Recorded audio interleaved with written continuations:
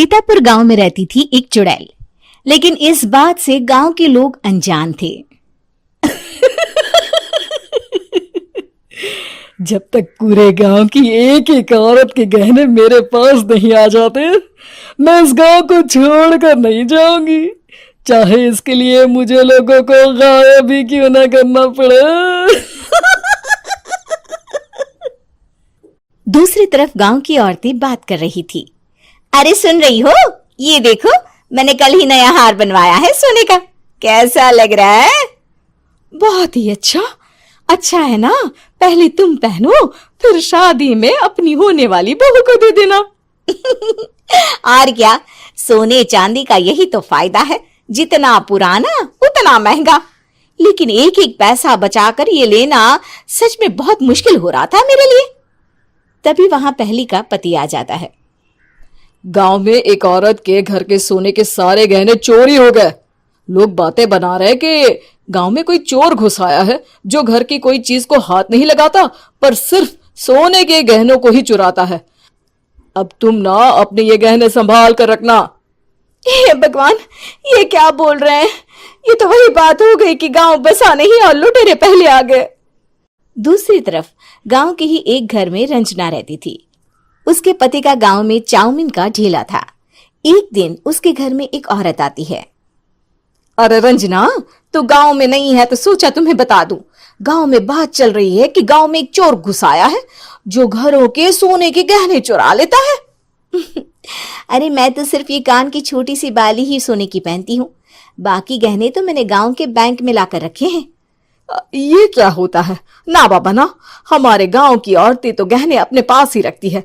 जब कहीं जाना हो तो बस अलमारी से गहने निकालो और पहन लो।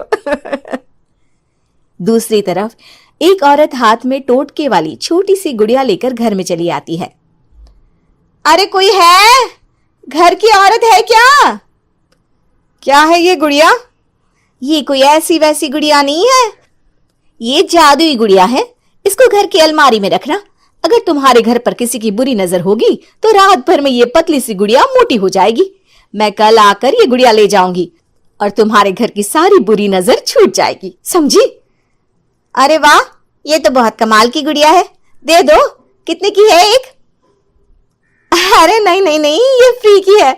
मेरा काम इस पूरे गांव को बुरी नजर से दूर रखने का है। हाँ। भली औरत उसके हाथ से वो गुड़िया लेकर अलमारी में रख देती है। लेकिन अगली सुबह जब वो उस गुड़िया को देखती है तो पतली सी गुड़िया मोटी हो चुकी होती है। हे भगवान, ये क्या? किसने मेरे घर को बुरी नजर से बांध रखा था? तभी वो गुड़िया वाली भी आ जाती है।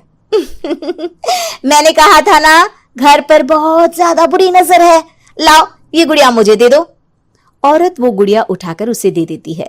गुड़िया हाथ में आते ही वो औरत उसे लेकर सीधे गांव के बाहर की खाली हवेली में चली जाती है और साधारण औरत से चुड़ैल बन जाती है। अरे पगली, गांव वाली इस गुड़िया के पेट में तेरे घर के सारे गहने हैं। इतना बोलकर वो गुड़िया को फाड़ देती है और सारे गहने निकाल लेती है। वहीं दूसरी तरफ, हे भगवान, मेरे घर के सारे गहने चोरी हो गए। उस औरत के घर के आसपास लोगों का जमावड़ा हो जाता है और लोग बातें करने लगते हैं। लो जी, ये भी घर गया। पता नहीं कौन चोर है जो इतनी होशियारी से गहने चुरा लेता है। कुछ समझ में नहीं आ रहा कि कौन है। लोग तो घर से कहीं जाते भी नहीं है, न ताला लगे न घर खाली हो, फिर भी रातों रात गहने चोरी हो जाते हैं। अरे हम तो कहते हैं लोगों को बारी बारी चौकीदारी करनी चाहिए, चोर को तो पूरे गांव वाले मिलकर पकड़ ही लेंगे। लोग बारी बारी घरों की चौकीदारी भी करते हैं, लेकिन चोरी होने का सिलसिला रुकता ही नहीं। फिर एक दिन रंजना के पड़ोस से भी रोने की आवाज आती है। अरे आज ही घर की बुरी नजर उतरी और आज ही सारे गहने भी चोरी हो गए। कैसी बुरी नजर? क्या हुआ था? तभी वहां उस औरत का पति भी आ जाता है जिसके घर में गहनों की चोरी हुई थी। हाँ, मेरी बीवी ने भी किसी गुड़िया को घर में बुरी नजर उतारने के लिए रखा था, लेकिन अगले दिन गहने चोरी हो गए। अब रंजना को कुछ कुछ बात समझ में आ जाती है। वो गांव वालों से कहती है, देखिए अब आप लोग चिंता ना करें, जल्द ही चोर पकड़ा जाएगा। उस नजर उतारने वाली गुड़िया को आज मेरे घर कोई भेज देना। फिर क्या था, चुड़ैल को लोग रंजना के घर भेजते हैं। पहली बार देखा है कोई खुद लुटने को तैयार बैठा है। तो तू है जिसे घर की बुरी नजर उतारनी है? ये ले गुड़िया, ये सुबह तक मोटी हो गई तो समझो तुमको और तुम्हारे घर वालों को नजर लगी है। हाँ हाँ, मैंने काफी सुना है। तुम ये गुड़िया मेरे घर छोड़ देना। अरे क्यों नहीं, कल सुबह आऊंगी जब गुड़िया तुम्हारे घर की सारी बुरी नजर लेकर मोटी हो जाएगी, ठीक है? अब क्या था, रात को रंजना ने पूरी नजर गुड़िया पर रखी। वो अपने पति और गांव के कुछ लोगों को घर की खिड़की से घर के अंदर नजर रखने को कह देती है, और फिर जो नजारा सब देखते हैं वो हैरान करने वाला होता है। गुड़िया धीरे से अलमारी खोलकर बाहर आती है। अलमारी के सारे गहने लेकर घर में जहां जहां गहने होते हैं वो लेकर अपने मुंह से खा जाती है। वो जितने गहने खाती उतनी ही मोटी हो जाती और फिर अलमारी में बंद हो जाती है। गांव वाले डर के मारे वहीं बेहोश हो जाते हैं।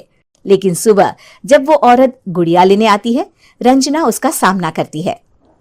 ये देखो गुड़िया कितनी मोटी हो गई है, लगता है मेरे घर में बहुत लोगों की नजर लगी है। लाला ये गुड़िया मुझे दे दे, अरे बहुत कीमती गुड़िया है ये। तेरे घर की सारी बुरी नजर मैं गांव के बाहर वाली हवेली में फेंक आती हूँ। शाम को फिर लोगों के घर इसे लेकर जाना है ना, इसमें तो मेरी जान बसती है, जान। रंजना गुड़िया को चुड़ैल की तरफ बढ़ा देती है, लेकिन फिर वापस ले लेती है और गुड़िया के हाथ मोड़ देती है। जैसे ही गुड़िया के हाथ मोड़ती है, चुड़ैल का हाथ भी मुड़ जाता है। अच्छा, तो ये वो गुड़िया है जिसमें तुम्हारी जान बसती है। अब सुन चुड़ैल, तेरी सारी हकीकत सबके सामने आ गई है। या तो गांव वालों के गहने लौटा दे, नहीं तो मैं इस गुड़िया की गर्दन मोड़ दूंगी। चुड़ैल डर जाती है। अरे नहीं नहीं, मेरी गुड़िया दे दो, मैं सबके गहने वापस कर दूंगी। ठीक है, अब भी जा और सबके सारे गहने वापस कर। चल निकल यहां से। चुड़ैल सबके गहने लौटाकर रंजना के पास आती है। ला दे मेरी गुड़िया रंजना, इसके अंदर के गहने निकाल ले, लेकिन गुड़िया वापस दे दे। लेकिन रंजना जानती थी कि जैसे ही गुड़िया चुड़ैल को देगी उसकी शक्ति वापस आ जाएगी। चुड़ैल, तू तो चुड़ैल ही रहेगी, ये मैं जानती हूँ। अरे नहीं नहीं नहीं, मैं गांव छोड़कर चली जाऊंगी, किसी को परेशान नहीं करूंगी, वादा करती हूँ मैं। लेकिन रंजना उसकी एक बात नहीं सुनती और गुड़िया का सर उसके शरीर से अलग कर देती है। चुड़ैल सर अलग होते ही गायब हो जाती है। गांव वाले रंजना के साहस और बुद्धि की खूब प्रशंसा करते हैं।